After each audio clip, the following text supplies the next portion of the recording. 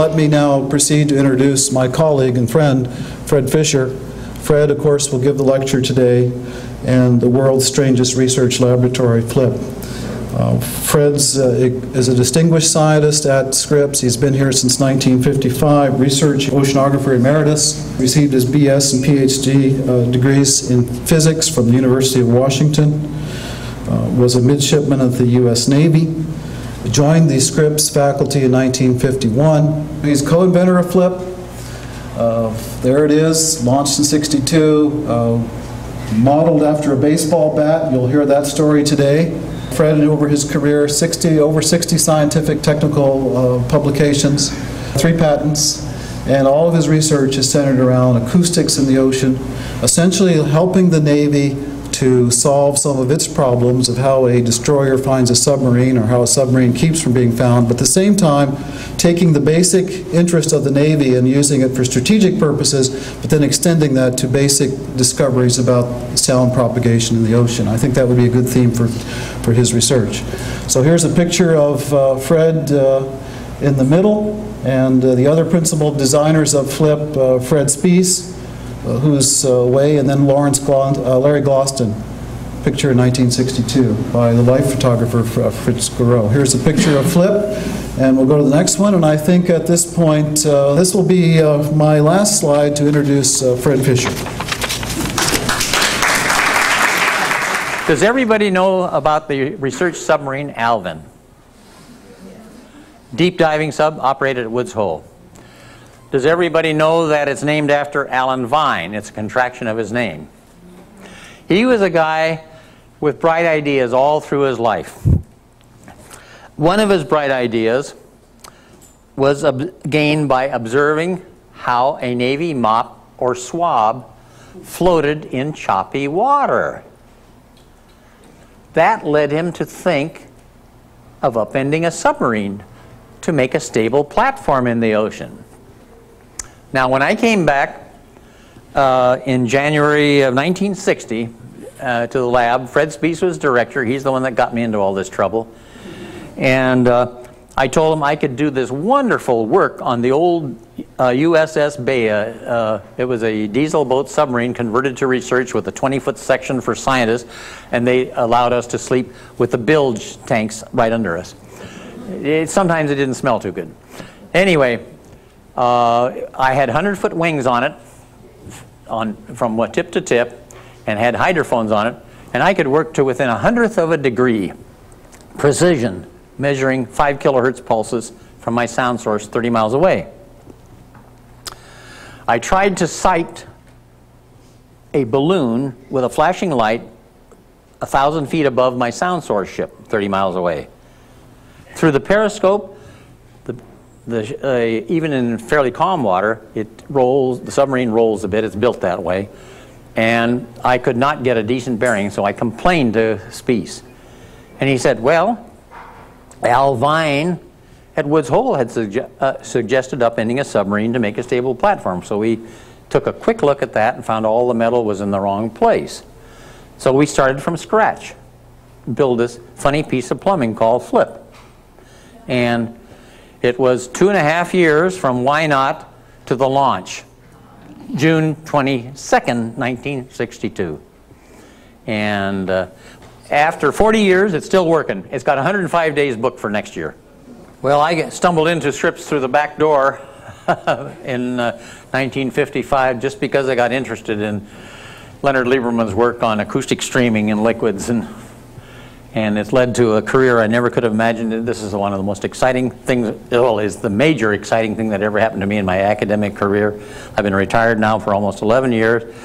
I'm still trying to do things, make up for all my sins when I was being paid, and now I'm not being paid, and now I'm trying to make it up to the government and the university. This is from a Japanese TV quiz show which gathers the essence in a way no other video has ever gathered of the flipping process. さて皆さん、今からこの船に乗ってサンディエゴの港を出発して3時間かけて沖に向かうところなんですよ。そこであることが起こるんだそうですよ。 They're towing it out to sea to do this demonstration. There we go. 自分で動くことができないので、こうやって And obviously you can all read Japanese, so I won't bother to translate. そしてこの船はカリフォルニア That's the length of Flip, 107, 108 meters, 355 feet long. Actually, it's 360 feet long now. I'll show you why. We have to climb up on this upper deck.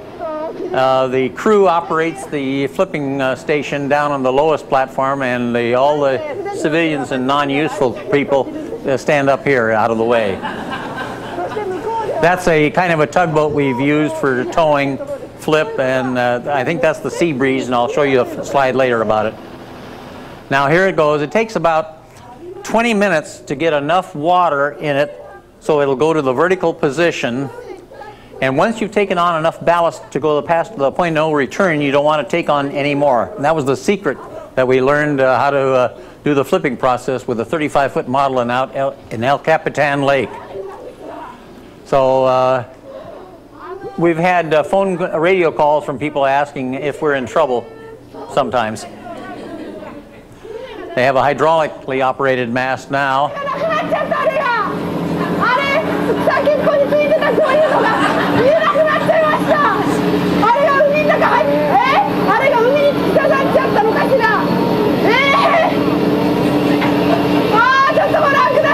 Now that noise you hear is the air escaping from the tanks.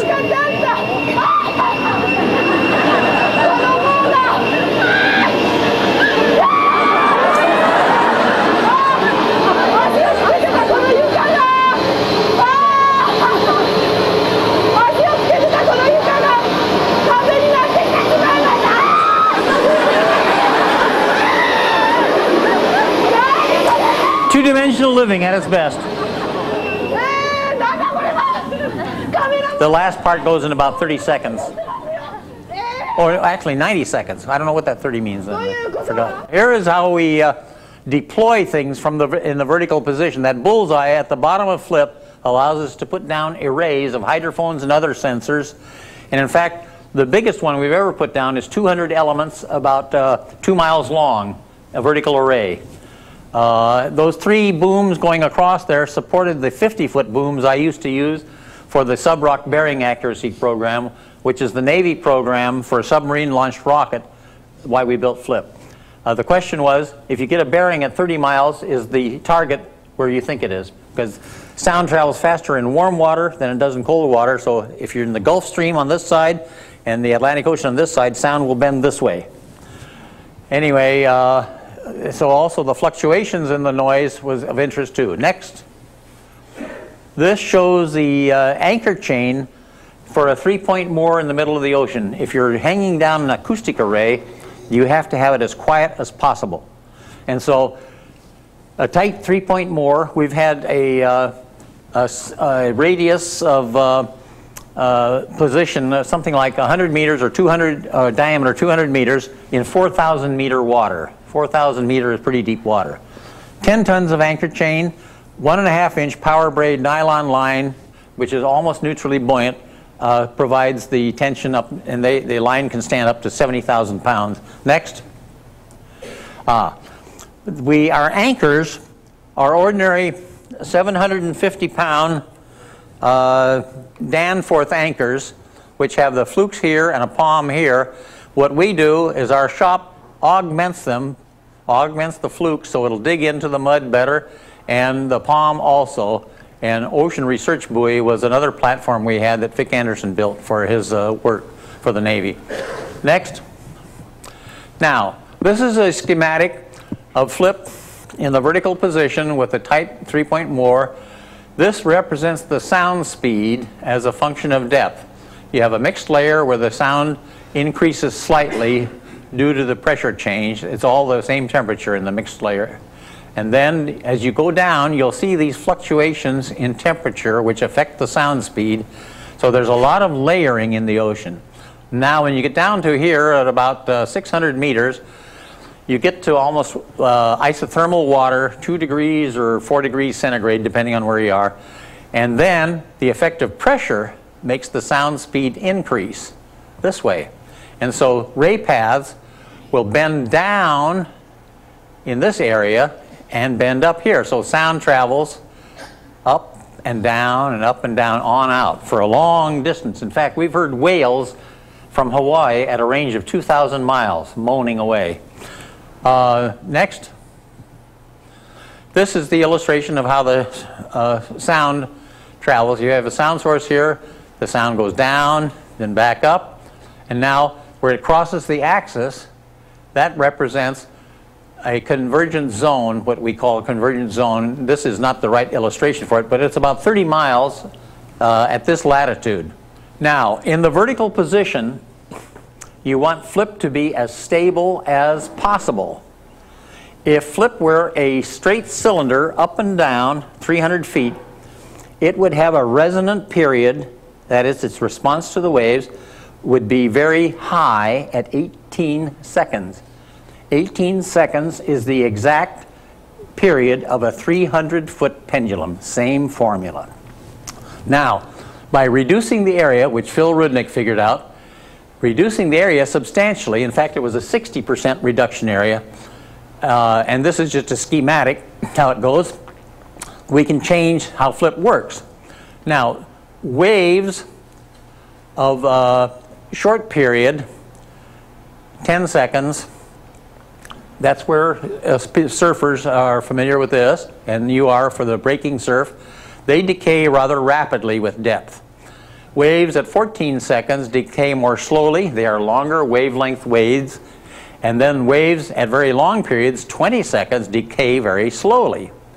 So the punchline is this. If you have a large pressure acting on a small area at this depth, A1, that is balanced at one particular frequency by a smaller pressure acting on a large area. So that it's the same force down matched by the same force up. So it has a zero heave response to waves. So actually it's null. I'm sorry, I used the word null again. It's zero response for 22-second waves means that if you have a 30-foot wave, flip will stand absolutely still as far as vertical motion is concerned. Therefore, there's very little flow motion past the hydrophones in the array. When it goes to the vertical, in that video you saw, this picks up actually a speed of about 6 or 7 knots. And flip moves quite a bit.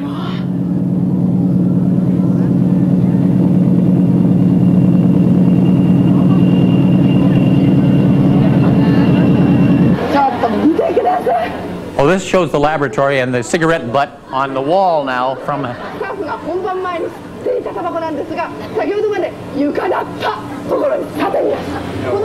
We have one laboratory deck, unfortunately, but that's all we designed into it.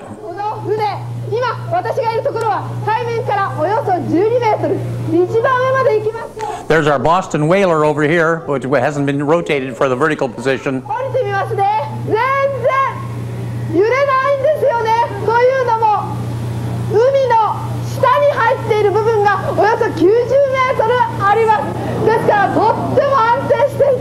So it's about 90 meters deep, 300 feet, or actually a little bit less. Now here's two-dimensional living in the bathroom. Those are Navy submarine sinks for those of you who are not submariners.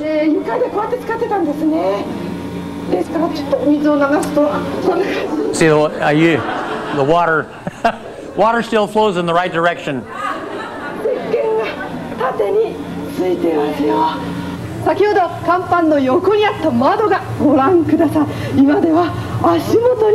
Then we put little, oh, here's our swinging galley.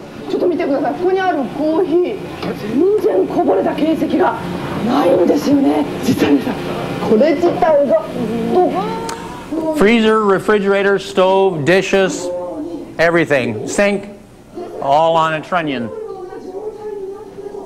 So it's a real swinging galley. We have good times there.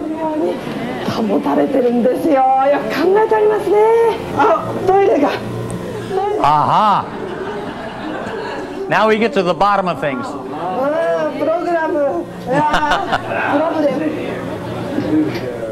That's our cook, incidentally. So he's both on the giving end and the receiving end.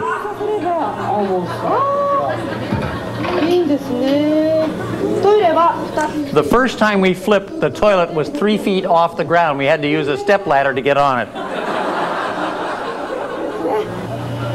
それで皆さん It comes back out of the water much faster.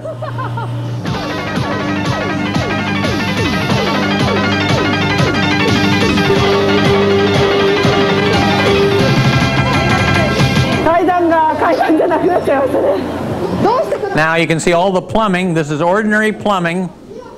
So that's basically the only common denominator of all my work, plumbing. High pressure acoustics, high pressure physical chemistry. And what made me angry as an assistant research scientist was that plumbers made more than I did.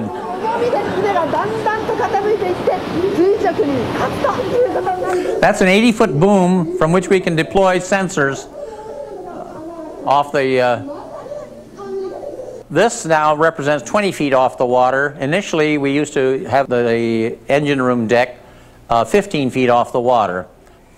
And now we do it 20 feet off the water. And when they were in Hawaii, it's been to the Atlantic Ocean too.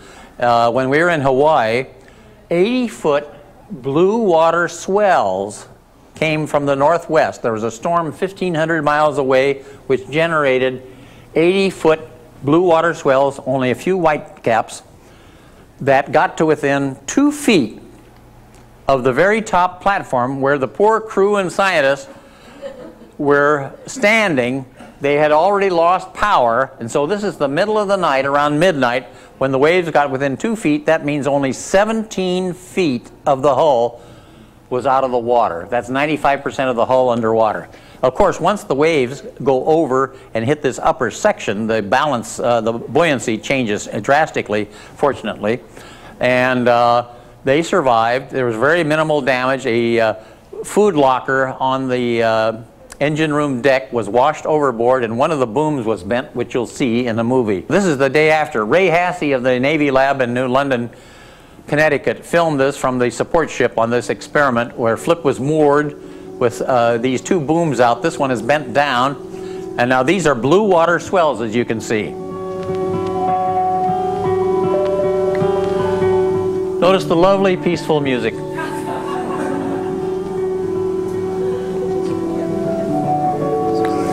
Now he's on an Agor ship, which is a research ship the Navy has. So you can see that there's a pretty good amplitude still the day after, about 60-foot waves. Phil Rudnick at our laboratory figured out what went on during this whole process. The crew finally bailed out and was rescued by the other ship, and we'll see the life raft here shortly after one of these real high waves. So you can see there's not any great wind out there at all. Isn't that nice?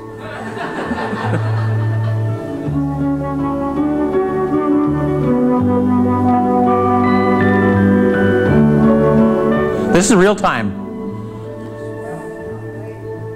16mm film put onto tape, videotape. Now watch this one. Next one is going to be a winner. That wave is near the ship, not in that flip, but now one big one here.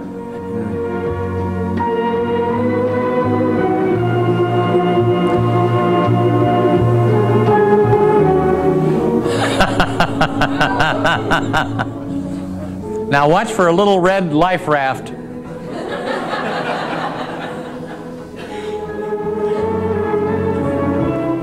It'll be out here in front somewhere. The people jumped off, all of them jumped off at the, except one, jumped off at the right time, which was when the wave was near Flip.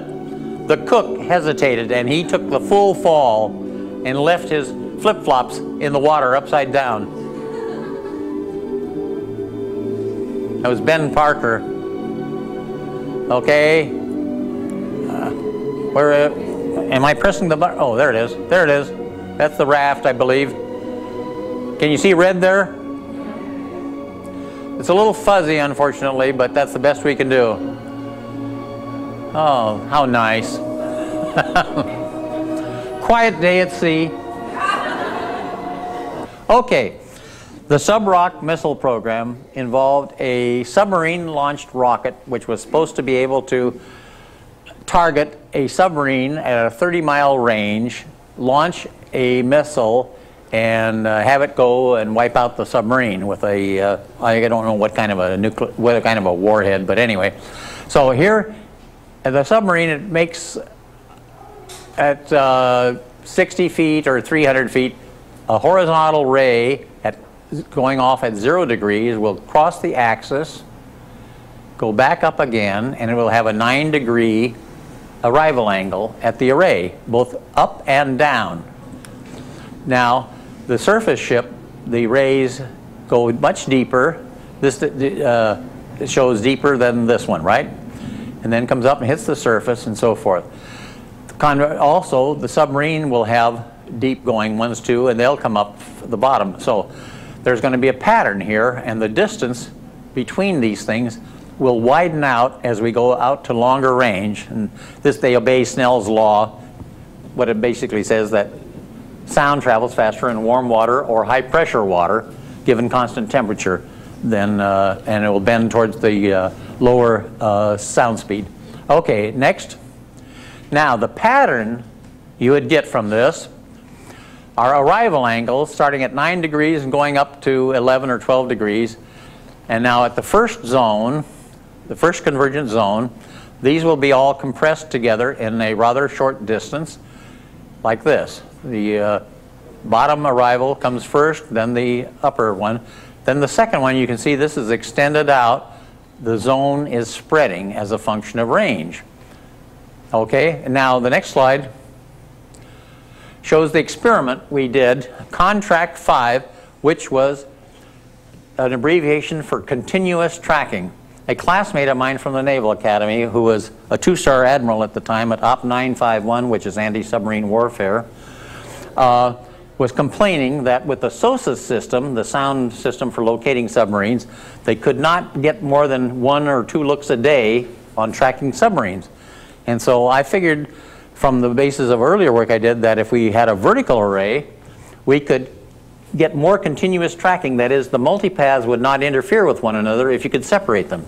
So we towed a sound source at 18 meters, which is about the depth of a submarine at periscope depth, and at 300 feet also. We played these sound frequencies. We had a bunch of sound sources on board. We had a 500-meter long vertical array, flip in a tight 3-point moor. The wavy lines here represents the fact that the ocean is a dynamic medium and moves. The temperature structure changes. We have internal waves and things like that. We towed this for 800 miles. From here off the west coast about 300 or 350 miles at just a little bit north of San Diego. San Diego is around 32, and here's the run. We're at 124 west, and we went out all the way for 800 miles and ended it just as our cable was beginning to fray, holding on with the sound sources. Then we did a bunch of shots here, a bunch of shots here at half range and full range. Next. Now, this is actually online data, and unfortunately that's all we got because our funding got cut when we were supposed to work up the rest of it. Anyway, but that's, you know, that happens. You get a new admiral, you get a new program.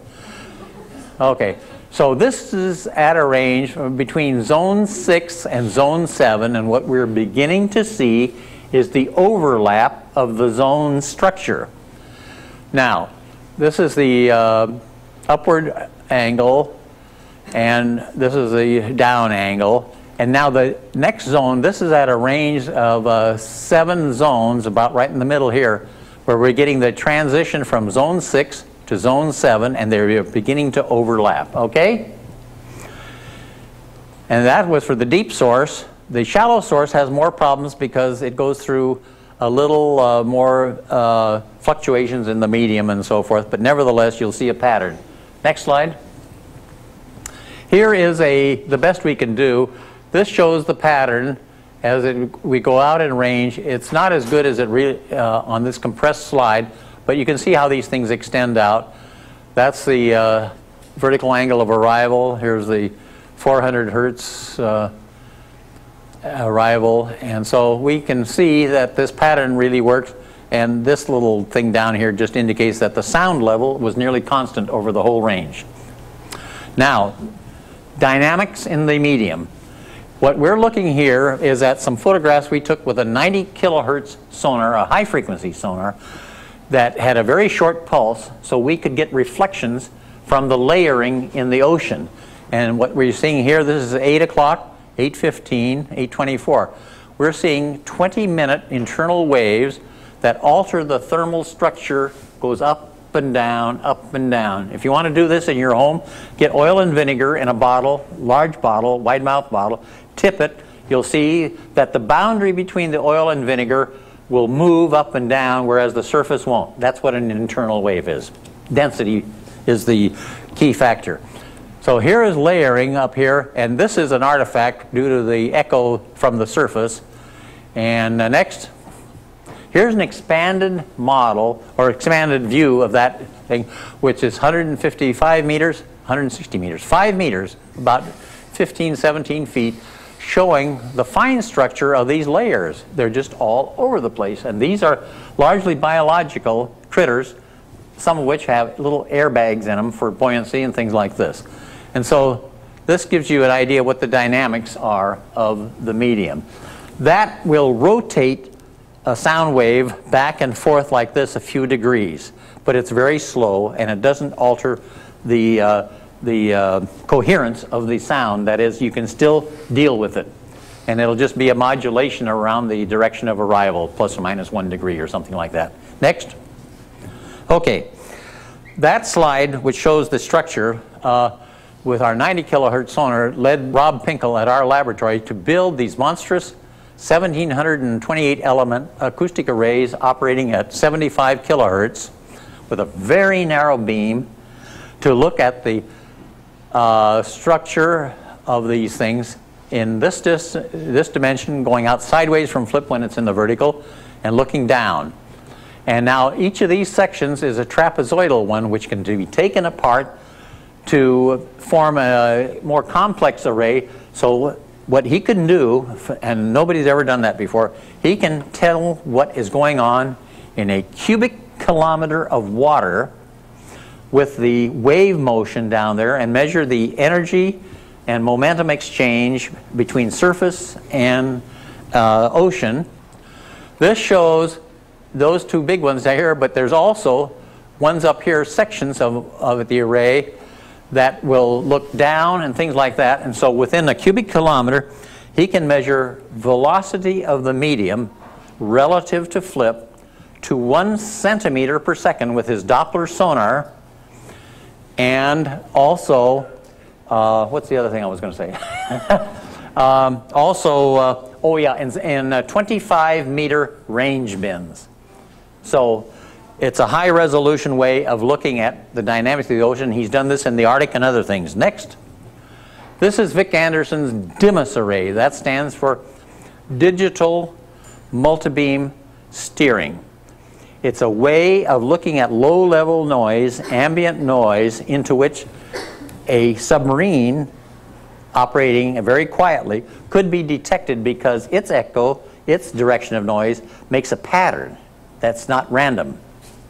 And so this thing can steer in all directions at once. It's just a clip-type system, very simple in principle, and it is the basis of all, not all sonars, but is the basis of sonars that are still currently being used, I think 20 or 30 years after he invented this. The first one was a spherical system. This is only for a horizontal arrival, horizontal distribution, but a spherical array that was put on the USS Albacore, the first really modern submarine the Navy ever built. Okay, next. Aha. How many are people here have watched ice skating? Okay. When you see at the end of the program, they always do those spins, right? When they are spinning, they have their arms out, which is kind of slow, and then they pull them in, and what happens? It speeds up. Conservation of angular momentum is the fancy way of dealing with it. Watch flip now. I think this will only show a...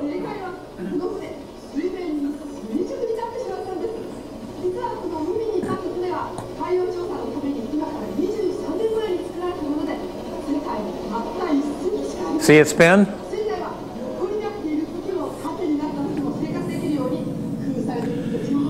I'm afraid we cut it a little short, but it gives you the idea. Now it picks up the speed of 6 knots. That's real time. And it overshoots a little bit and then starts spinning because it's changed from rotating about a vertical axis through the horizontal to an axis up and down the thing. And so anyway, next. Aha. Now, is everybody cleared for this? Jeff, did everybody go through a security check? Yes. Only known photograph of Murphy's Law in action. You know what Murphy's Law is? Anything that can go wrong will. Right. Stand by. Documentary evidence, I tell you. This is a Louisville Slugger, a baseball bat that the machinist Marvin Crouch turned into a model of Flip after Rosenblatt and Son, the first naval architects to understand that what we were trying to do, designed it. And the plans were sent to the shipyard, Gunderson Brothers Engineering Company in Portland, Oregon, who had the lowest bid, $440,000, about 30 cents a pound, for building Flip. They had built the tunnels for the Grand Coulee Dam. They knew about cylindrical structures. So I put the name Flip on it at that time, and it stuck. Well, Larry Gloston, who was the architect you saw in that one picture, the shipyard is required to verify the strength calculations of the naval architects. They found out that this short transition area from the 20-foot diameter to the 12.5-foot diameter was going to break. And since we were going to ride on it, we didn't think that was a good idea. So Larry Gloston redesigned it and made this, I think, 30-foot section into a 90-foot section. And that now has this null response, zero heave response at 22 seconds. Flip will tilt a little bit to the side and this way when it's in the vertical. And generally, you can stand a nickel on edge. But if we are slapped by waves, breaking waves from more than one direction especially, and they all hit you at the same time, Flip sets up a 2-second shimmy that will sort of make you almost lose your balance. We never spill coffee. That's important. You know, if the computers go down, as long as the coffee pot works, you're okay. Okay, this is a schematic of Flip. This is the 50-foot boom where I had the hydrophones on, and we had a tunnel for polarized light between the top and the bottom so we could tell where our hydrophones were after we surveyed them in the horizontal. These little circular things represented plastic covers for a 941 megahertz UHF, ultra-high frequency system, for telling us where the sound source was 30 miles away. This is tank 1, which we can control. That's the bottom tank. Tank 2 is a 40-foot long free flooding tank, so water is always in this tank. There are no valves controlling the input. The only valves we use are on the pipes running along the deck, which you saw. Tank 3 is the key tank for making the flipping process work right. When I was playing with 35-foot models, sheet metal, after we got it to flip the right way instead of rolling over first 180 degrees upside down, the second one, an admiral, naval architect, said we should reduce this section and have it a vertical spline that rolled over 90. The third model, I said in my innocence, I know how to control this. We'll make 40 rectangular tanks, 45 degrees. To hell with it. We made this a cylindrical section up here and finally got it to work right, going to the vertical with this up. But if we let the water go in freely, what that indicated was that it would plunge around 40 feet, so water would come way up here. That's why initially we had the control platform up on the 3rd level. By putting this flat in here and making this a hard tank that could withstand the full differential pressure, because the sheet metal thing just collapsed all over, and we were just playing with a almost a shredded model, and before we finally, when we throttled it, they just collapsed. So now this is a hard tank with ring frames every 2 feet or so, whatever it is. It's a 30-foot tank, a strong flat with bracing underneath it, and we let the water flow in freely to tank 3B. Now, I asked the naval architect to make it so that once we took on enough water to flip to the vertical, go past the point of no return, that is, and that's about 20 minutes afterwards, we just had small holes in here to throttle the flow like a shock absorber and minimize the amount of extra ballast taken on, and so it flips pretty well to the vertical position. The shipyard did the classic thing. They had to cut off 5 feet from the end of these things to launch it. Just like the home builders of boats that can't get it out of the basement or something. Okay, next. We had to survey in the hydrophones. This is a technical thing, but we had a reference mirror up here so we could bore sight calibrate the UHF system. Next. This says in somewhat illegible form that the responsive flip is generally around 10% or 15% of the surface wave height. 30-foot waves, 10% response, 3-foot motion of flip. Next. That's it. That's the talk? That's it. I'm done? Hallelujah! Thank you very much.